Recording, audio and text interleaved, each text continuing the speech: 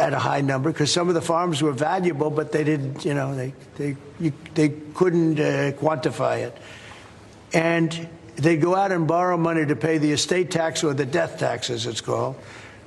And they'd overextend and they'd lose the farm. And they'd commit suicide in many cases. No. Our levels are nowhere near 50%.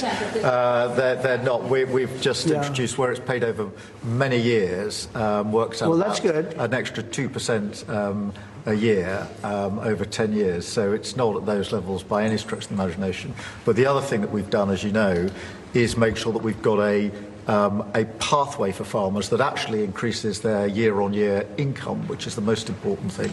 And in all of the deals that we do, we ensure that our farmers are the central focus for much of it, particularly on the agriculture, including in the US deal, because I don't think we can go on for years saying that it's acceptable for farmers to have a year-on-year income which isn't sufficient. We've got to fix that problem.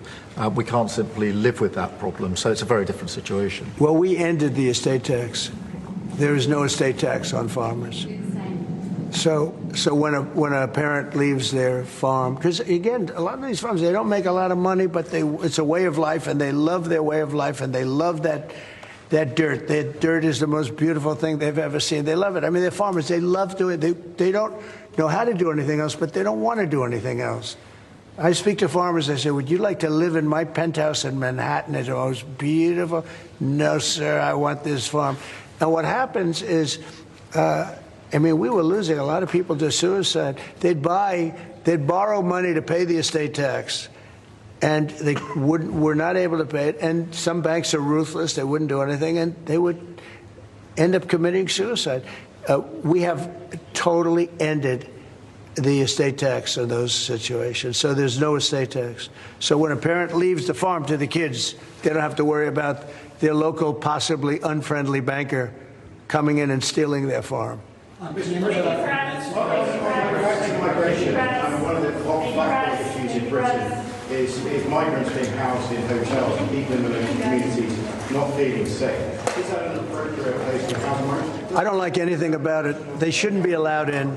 Anybody illegally should not be allowed in the country. Thank you all very much. Thank you.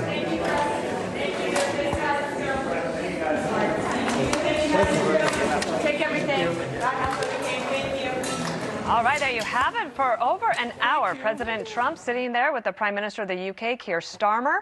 They are in Scotland at President Trump's hotel, the Turnberry Club, and they talked a lot about a lot of things, made some significant news on a wide range of topics that we will get to in just a moment. And it comes just a day